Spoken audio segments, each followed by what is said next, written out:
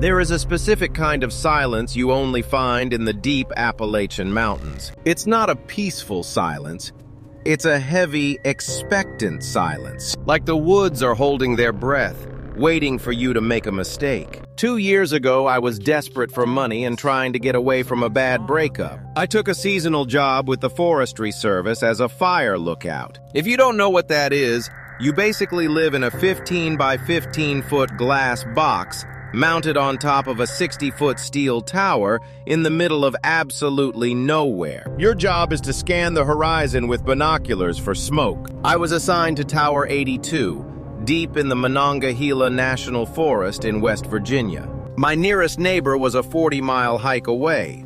Resupply drops came every 2 weeks. It was just me, a two-way radio, and millions of trees. The ranger who drove me to the base of the tower was an older guy named Miller. He didn't say much during the 4-hour off-road drive, but right before he left me at the bottom of the 60-foot ladder, he handed me a crumpled, yellowed piece of paper.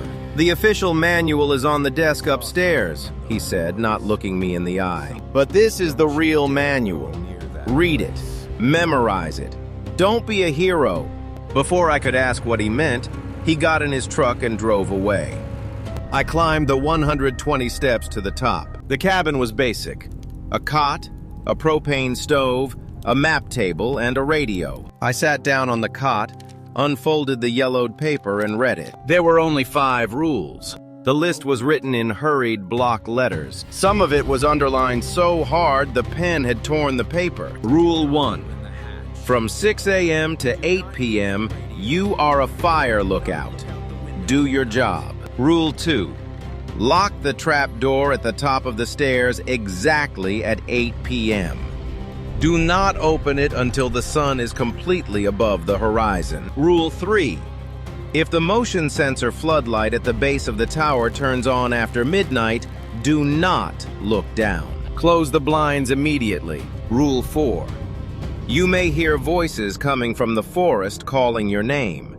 Sometimes it will sound like hikers. Sometimes it will sound like your family. They are not human. Do not respond. Do not shine your flashlight at them. Rule 5. If the two-way radio turns itself on and plays classical music, hide under the map table and cover your ears until it stops. I actually laughed when I read them. I thought it was a hazing ritual for the new guy, a creepy prank to scare the city kid. I tossed the paper in the trash can. For the first 2 weeks, it was paradise. I read books, drank coffee, and watched some of the most beautiful sunsets I've ever seen. The forest was peaceful, but on day 14, the isolation started to crack. It was a moonless night, pitch black. You couldn't see your own hand in front of your face if you stepped out onto the catwalk. I was lying in my cot reading a paperback when it happened. Click. The 10,000 lumen motion sensor floodlight at the base of my tower snapped on. It illuminated the forest floor 60 feet below me in a harsh white glare. My heart jumped. We had bears in the area, sure, but the sensor was positioned high up to ignore animals. It only triggered for things that were at least 6 feet tall. I stood up and walked to the glass. I put my hand against the freezing pane, completely forgetting rule number 3. I looked down. At first, I didn't see anything, just illuminated pine trees and dirt. But then, at the very edge of the light, right where the forest met the clearing, something shifted. It was tall, unbelievably tall, at least 8 or 9 feet. It was impossibly thin, pale, and completely hairless. It was crouched behind a tree, its long, spindly fingers gripping the bark. But the worst part wasn't its body. It was its head. It didn't have a face. It just had a smooth, pale surface with a massive, gaping hole where a mouth should be. And it was looking straight up at me. I froze, terrified.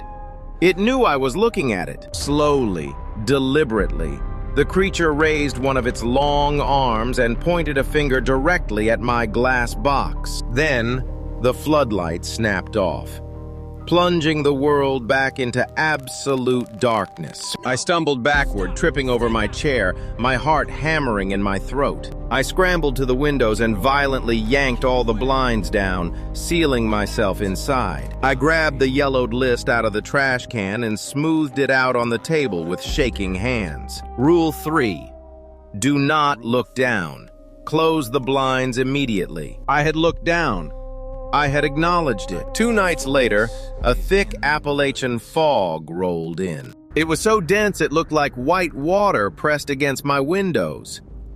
I hadn't slept in 48 hours. I sat in the middle of the room with a splitting axe across my lap, staring at the trap door leading to the stairs. At 2:15 a.m., the silence was broken. "David?"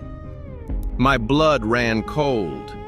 It was a woman's voice, coming from the base of the tower 60 feet below. "David, please help me. I think my leg is broken. It's so cold out here." It wasn't just any woman. It was Sarah, my ex-girlfriend, the one I had moved out here to get over. She lived in Chicago, 1,000 miles away. There was no possible way she was at the bottom of a fire tower in West Virginia at 2 in the morning. "David, I know you're up there. I can see your light. Please, I'm bleeding." The voice was perfect. It had her inflection, her slight Midwestern accent, the exact way her voice shook when she cried. Every instinct in my human brain screamed at me to open the trap door, to yell down to her, to go help. I looked down at the yellow paper. Rule 4. Sometimes it will sound like your family. They are not human. Do not respond. I clamped my hands over my ears and squeezed my eyes shut. I started humming to myself to drown it out. "David!" The voice changed. The crying stopped instantly. The tone dropped an octave, becoming flat and mechanical. "If you don't come down, I will come up." Then I heard it. Clang! The sound of a heavy barefoot stepping onto the first metal rung of the tower stairs. It was climbing. Clang! Clang! Whatever it was incredibly heavy. The entire 60-foot steel tower groaned and swayed with each step it took. Clang! Clang! It was halfway up. I backed into the furthest corner of the room, raising the axe. My hands were sweating so badly I could barely grip the wooden handle. I stared at the heavy iron deadbolt on the trap door in the floor. Clang! Clang! Clang! It was on the landing, just 3 feet beneath me. The tower stopped swaying. Total silence returned. I held my breath. I didn't dare move a muscle. Suddenly, a massive impact hit the trap door from underneath. Bang! The floorboards bowed upward. The iron deadbolt screamed against the wood, bending slightly under the pressure. The force of it knocked me off my feet. Bang! Bang! The creature was throwing its entire body weight against the door. The wood was beginning to splinter. I crawled to the center of the room and threw my own body weight on top of the trap door, pressing down with everything I had. Just beneath the wood, mere inches from my face, I heard something sniffing, a wet, guttural animal sound. Then the voice spoke again. But it wasn't Sarah's voice this time. It was my voice. "Don't be a hero, David." My own voice whispered through the cracks in the floorboards. "Open the door!" I started sobbing. I squeezed my eyes shut and waited for the wood to shatter. And then, my two-way radio, which had been turned off all night, snapped to life. Classical music filled the tiny cabin. Rule 5. If the radio plays classical music, hide under the map table and cover your ears. I didn't hesitate. I rolled off the trap door, scrambled across the floor, and shoved myself underneath the heavy wooden map table. I curled into a fetal position, clamped both hands tightly over my ears, and buried my face in my knees. Through the music, I heard the trap door finally splinter and break open. A rush of freezing, foul-smelling air filled the cabin. It smelled like rotten pine needles and copper. I kept my eyes squeezed shut. I felt the floorboards creak under an immense, unnatural weight. Something was walking around the cabin. Something with long, dragging limbs. I felt a shadow fall over me. I felt the ambient temperature drop to freezing. Whatever it was standing directly in front of the map table. It stayed there for what felt like an eternity. The classical music played from the radio, scratchy and haunting. I didn't open my eyes. I didn't uncover my ears. I followed the rule. After maybe 20 minutes, the radio crackled and died.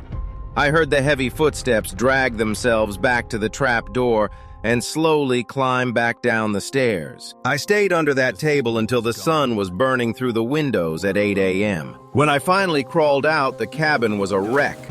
The trap door was shattered.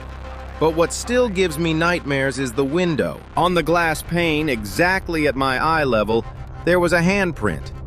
But it was on the inside of the glass. The fingers were impossibly long, and they were smeared in something dark and sticky. I radioed base camp, told them I was having a severe medical emergency, and demanded an immediate airlift. I left all my belongings. I just climbed into the helicopter and never looked back. The Forestry Service never asked for details. They just sent my final paycheck in the mail. If you ever decide to go hiking in the deep Appalachians, and you find a sign telling you to stay on the trail, obey it. And if you're in the woods at night, and you hear someone you love calling your name from the dark, turn around. Walk the other way.